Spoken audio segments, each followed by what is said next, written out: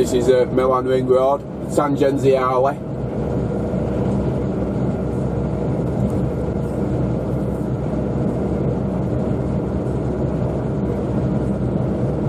If you look at Milan on a map, or I'll show you Milan on a map later on, this brings you down the left hand side.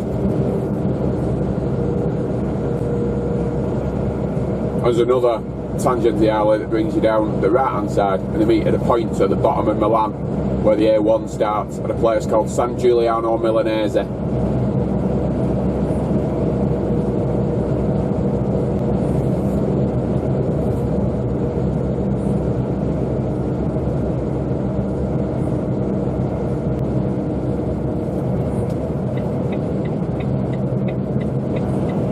They've recently imposed a 70km speed limit for trucks during the day, as you probably just saw by the signs. Obviously, I'm sticking to that speed limit religiously. I don't think that's ridiculous speed at all. Considering you'll see, well, it's not unusual to see Italians coming past you doing a ridiculous speed on the phone, reading the newspaper. It's to say that then you should do 70km an hour in your truck and slow everything down. You're one of those will pile in the back here.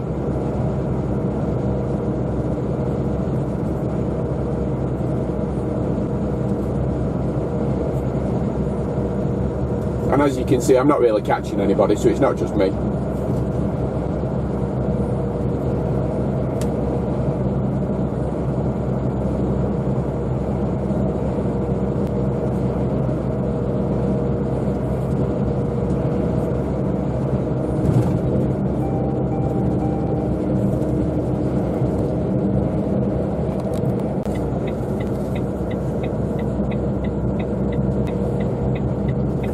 This is a split at San Giuliano.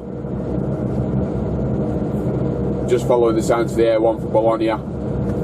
Go all the way down to Bologna and pick up the signs for Ancona. You're making really good time as well today.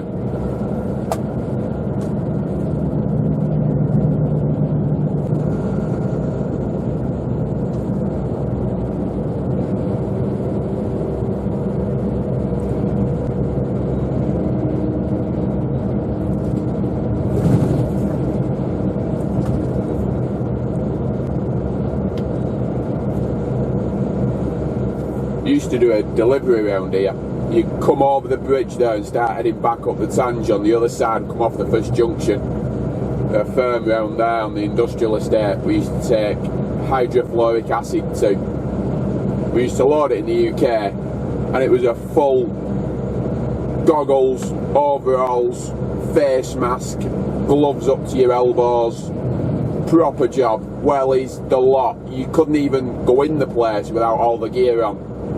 It was that dangerous. We used to have to carry an antidote gel for it as well, because if you got it on you, not only did it burn you, but it'd mess with your electrolyte system and give you a heart attack. So, and then none of the ferry companies that carry it. We used to have to come out on Ipswich to Ostend. It was the only ferry company that we could get to carry the stuff. We used to bring it all the way down here, take it into the company just up the road here, shorts and flip-flops. He just didn't care. It was a vest, shorts and flip-flops, and he would throw these drums about. He just didn't care. It was quite a stark contrast between the loading procedure and the unloading procedure. I asked him one time, I said, yeah, is it really as dangerous as people say this stuff? He went, oh yeah. He said, put it this way, if you get it on you, the hospital is 3 kilometres away, but you will never see it. Oh, brilliant. Okay. Like backing off away from him. He was mental, as most of them are down here.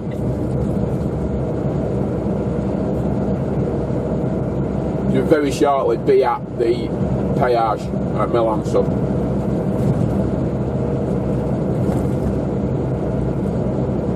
About 2.5 kilometres according to the sign. It's always further than I think. I'm going to stop as well for a shower. Not the next services, the one after. I think it's called Somaglia. In fact, I'm sure it's called Somaglia. But it's got a massive parking area. But the showers are good and they're free as well. So I'm going to finish a break off there as well. Because I had 15 minutes at Verbano. So I have 30 minutes here. And then if I want to, which I probably won't want to, but if I want to, I can make it down to Esino from there in 4.5 hours. But I'll probably stop again.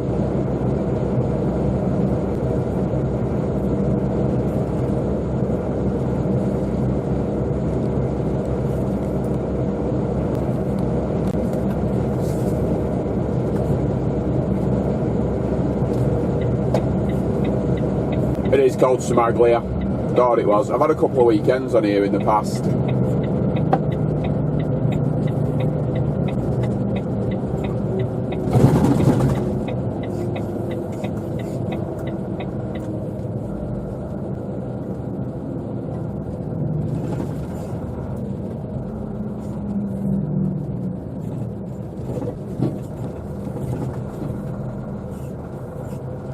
It's a really big parking area for trucks.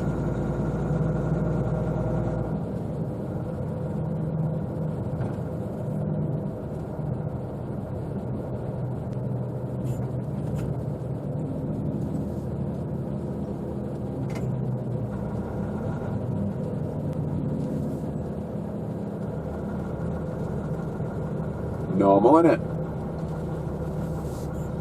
Where am I going? I want to go somewhere I can be seen, and there's a security camera there.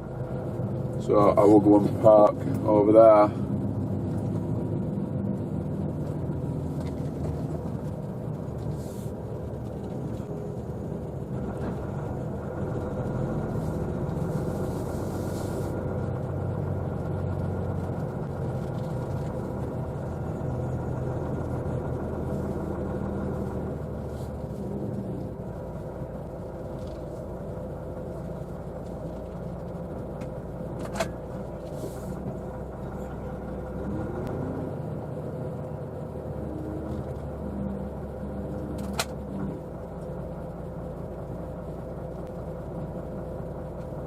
There we go. That's that. Go and have a shower.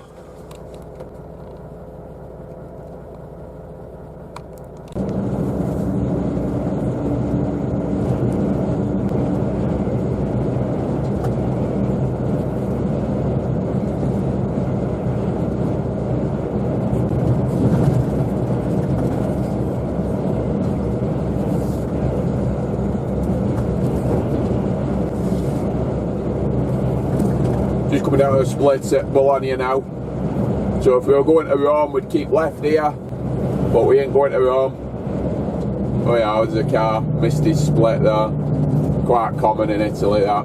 Actually saw a truck reversing up the motorway in lane 1 of the motorway near Como a couple of weeks ago. It might have been last week actually. Yeah, he'd missed a split. He'd missed a split for Larios and was reversing down lane 1 of the motorway. It was one of our Eastern European brothers.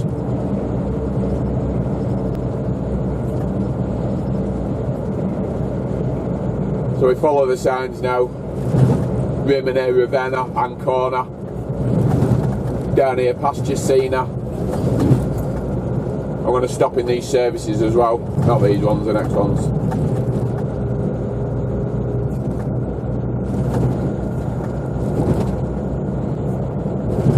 Just to break the day up a little bit really. I'm going to be parked up quite early otherwise.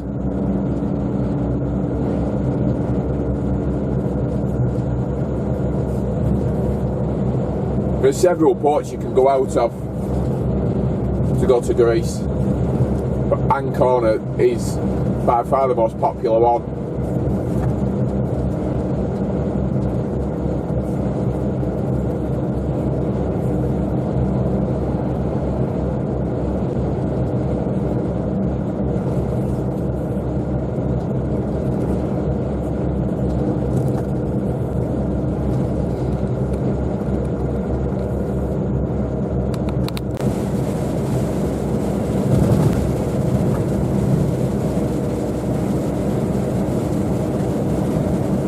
As you can see by the sign, just coming past Esino, and typically it started raining. It started raining because I cleaned my wheels this morning, and we parked up sort of relatively early today as well. I was hoping to get some cleaning done. Well, I don't think that's going to happen. If this carries on, it won't. I'll find something else to do, I'm sure.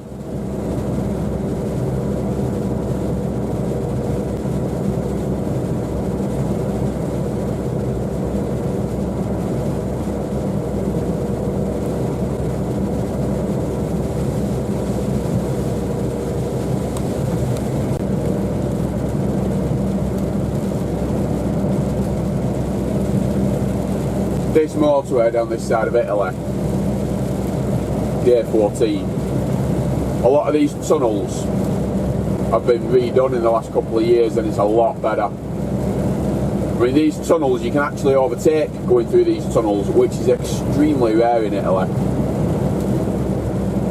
Generally in Italy, in tunnels, you can't overtake at all. Well, these big new ones, you can. Coming down here a couple of years ago, and it was all roadworks for miles and miles.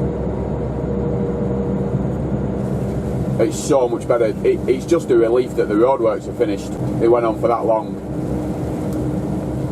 but they have made a very good job of the motorway as well. It's a lot better than it used to be.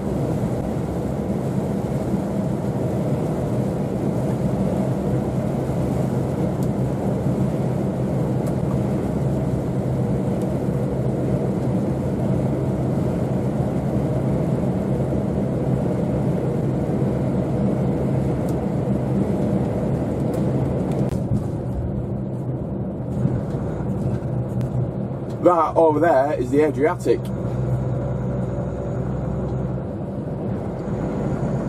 And this time tomorrow, I'll be on a ship sailing across that, or down and across, as soon as I get my ferry booking confirmed, because I'm still waiting.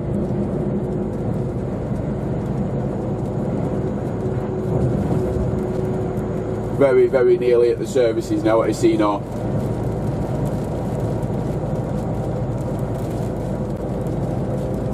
No point in filming that anymore, is there? Just roadworks.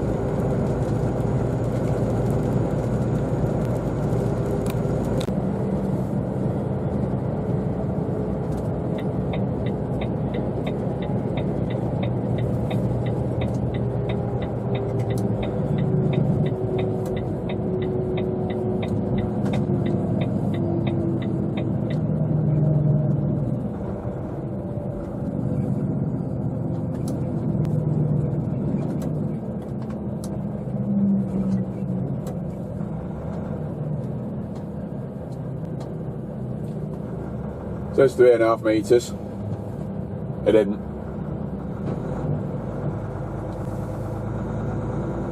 Also says no parking, but you can.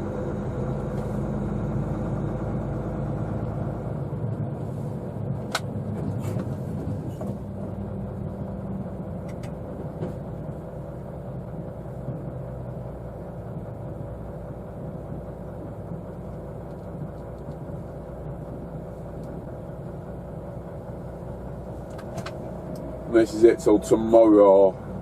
I don't know what time tomorrow because I don't know what boat I'm going to be getting.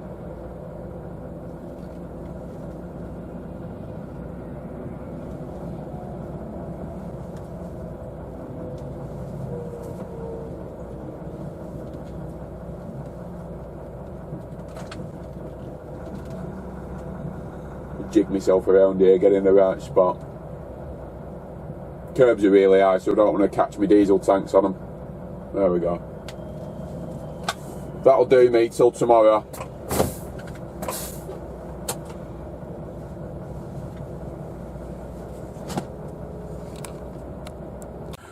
Hello. It is what day is it? It's Tuesday night. I'm just getting all my stuff ready to go on the ship tomorrow. It's officially it's a 24-hour crossing. Most likely, if you go down there early, they do let you start getting on quite early. As long as it's the early afternoon sailing I'm on, I'll go down there about 10 o'clock in the morning, put you on about dinner time, 11 o'clock dinner time, something like that. So you can end up for being on it 25, 26 hours, something like that. So the stuff I always take onto a long boat like this, which is all this. I'll run you through it. Right. Headphones. Charger, this is the charger for this video camera actually. Book, dead old book, I've just dug it out. I don't know why I cart it around me actually, because I must have read it 3 times. Tripod, this is a tripod for my new camera. The bag is just a bag of coins, which I've tied to that leg, or fastened to that leg, with a paper clip. And that just gives it ballast. It really works for stopping it rattling around while I'm driving, because it just sits on the dashboard. I'll take that off, but I'll take the tripod on with me, because I don't know what I'm going to want to film on the ship, but for the space it takes up, I might as well take it. This is the bag for the video camera. Charger from my laptop, should be in the laptop bag, but it isn't. Camera, charger for the camera, that obviously should be in the laptop bag as well, isn't, but it will be. Most important thing, charger for my phone, USB adapter, and European plug adapter, so I can plug stuff in on the boat. All that goes in that bag, the boat bag. All that, a lot of that is normally just left in that boat bag, so I can grab the boat bag. The boat bag goes in that bag, and that bag, along with clean clothes and a jacket. I always take a jacket up with me, even in summer. I'm going to take my hat up with me tomorrow, because it might be woolly hat weather halfway across. And my laptop and some DVDs, so I can plug my laptop in, plug my AirPods into my laptop, watch DVDs if I get bored, and yeah, entertain myself basically, because there is not a lot to do on the ferries, especially if there's no other Brits on there, which it's likely there won't be. So the other thing about these ferries, all these Greek ferries are really expensive, so it's advisable to take a good amount of cash up with you as well. So you do need quite a lot of cash to do a Greek trip. I mean, I've already paid out 30 quid for tea farms. The ferry's going to be expensive, just buying food. You do get quite an hefty discount being a freight driver, but it's still dear. And tomorrow down in the port there's going to be port taxes to pay, and which are going to be paid in cash, and then road tolls to pay in Greece, which need to be paid in cash regardless of what fuel card you use. The only card you can really use in Greece is a credit card, so we pay all our tolls in cash, and we normally get running money for Greece as well. And then obviously port taxes on the way back, tea farms on the way back. Well, that's just like a normal Italy trip anyway. Normally our tea farms are done on account with the agent we use at Villadossola, but that's all. Those are next week's problems. So I still don't know which ferry company we're going to be using, but it will be ferry out of Ancona. They stop at Igoumenitsa, which is in Greece. They let some people off there and then sail around to Patras. I've checked the weather. The weather should be nice in Greece on, what day is it, Wednesday? Thursday we'll be getting into Greece. So the sailing around Greece, around the little islands on the way down to Patras is really nice. So I'm going to get some of that on video. So yeah, I'm going to put all this stuff together, sling it all in my bag, and then I'm ready for tomorrow. Drive down to the port.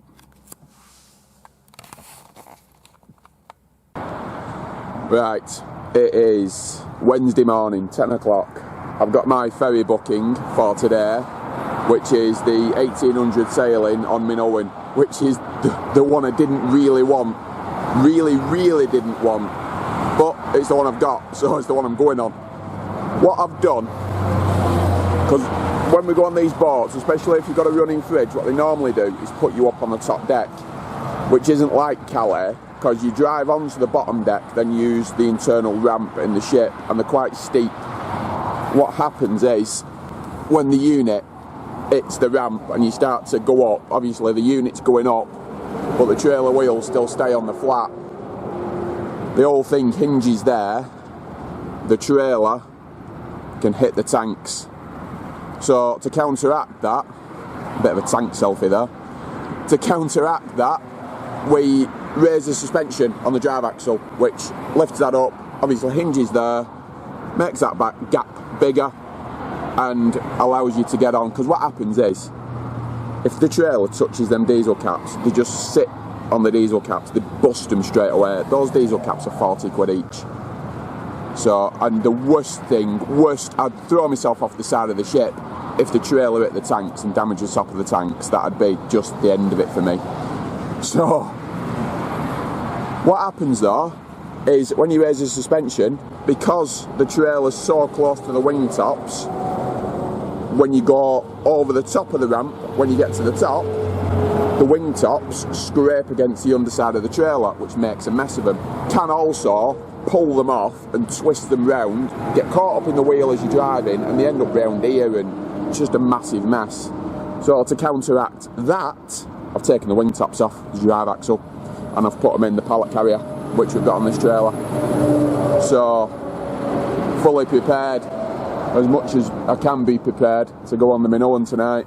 I'm going to go down there about 3 o'clock this afternoon, get checked on, go into the port and say hopefully they'll start putting us on a bit early and get upstairs, get a cabin. So, what they normally do on Minoan is they put you in cabins as per your nationality. So hopefully when I go on I'll be the only Brit, and hopefully they will put me in a cabin on my own, but it's hit and miss. There's no way of knowing. We'll find out when I get there though.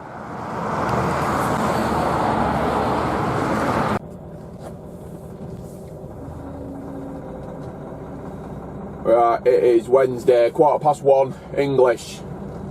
I'm bored, so I'm going to go down to the port and book on a ferry. Put the sun visor up a bit.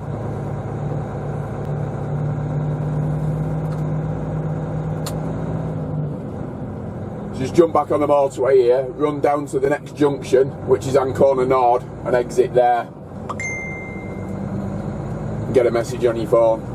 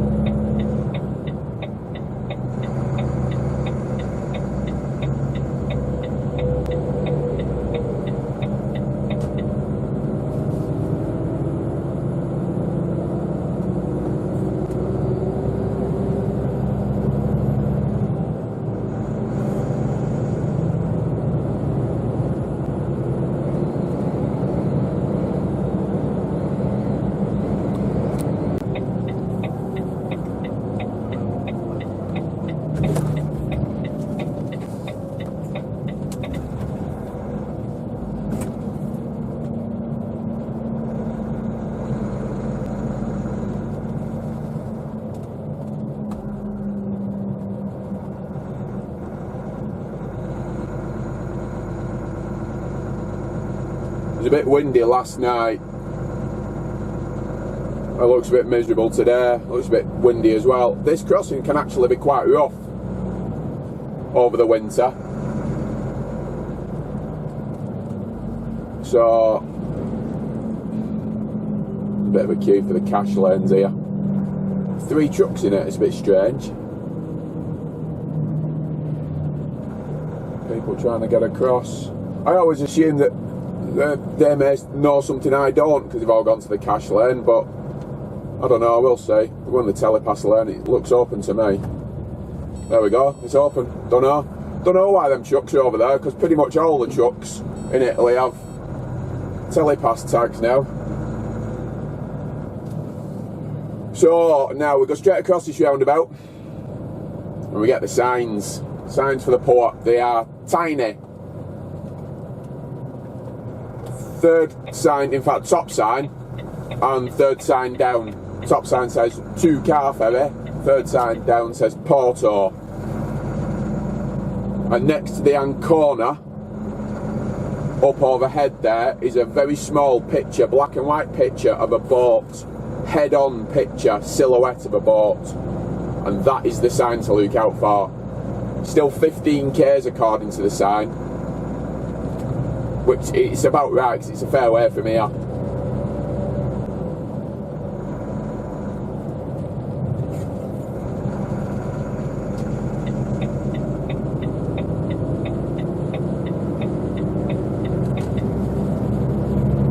Uh, 15 k's at the roundabout there, and not, what, 400 or 500 metres later on, it's 13 k's. So there's the Italian signposting for you. Must have been near dinner time when they put that one up. Wanted to get off.